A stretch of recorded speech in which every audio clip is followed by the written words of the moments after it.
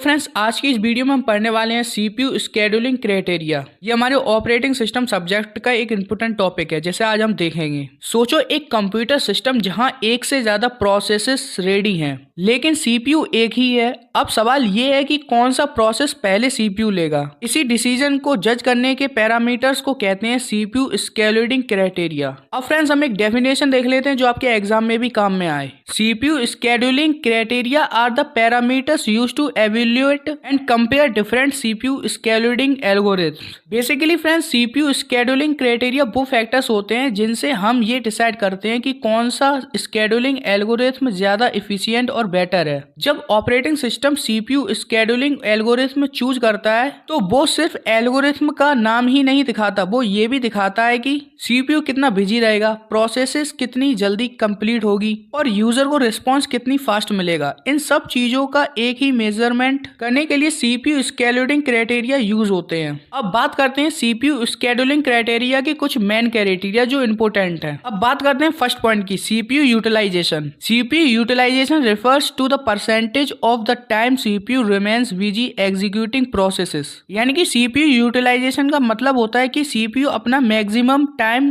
काम करे और आइडियल टाइम मिनिमम हो। अच्छा ऑपरेटिंग सिस्टम वही होता है जहां सीपीयू ज्यादा से ज्यादा बिजी रहे। अब सेकंड पॉइंट आता है throughput. Throughput is the number of processes completed by the CPU in a given unit of time. यानी कि थ्रूपुट बताता है कि एक फिक्स टाइम में सीपीयू ने कितने प्रोसेसेस कंप्लीट किए। जितना ज्यादा थ्रूपुट होगा सिस्टम उतना ही इफिशिएंट माना जाता है। अब बात करते हैं थर्ड पॉइंट की, turn around time. Turn around time is the total time taken by a process from its arrival to the its completion. यानी कि टर्न अराउंड टाइम का मतलब होता है प्रोसेस के सिस्टम में आने से लेकर उसके कंप्लीट होने तक का total time. Basically operating system का मेन गोल होता है एवरेज टर्न अराउंड टाइम को कम रखना। अब बात करते हैं फोर्थ पॉइंट की, waiting time. Waiting time is the total time a process spend waiting in the ready quiz for CPU allocation. यानी कि वेटिंग टाइम वो टाइम होता है जब प्रोसेस रेडी क्विज में बैठकर सीपीयू मिलने का वेट करता है। एक अच्छा स्केड्यूलिंग एल्गोरिथम वेटिंग टाइम को मिनिमम रखता है। अब बात करते हैं रिस्पॉन्स टाइम की।